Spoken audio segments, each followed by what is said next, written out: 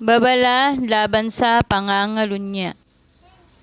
Aking anak, salita ko sana ay ingatan. Itanim sa isip at huwag kalimutan. Ang utos ko ay sundin mo upang mabuhay ng matagal. Turo ko'y pahalagahan tulad ng iyong mga mata.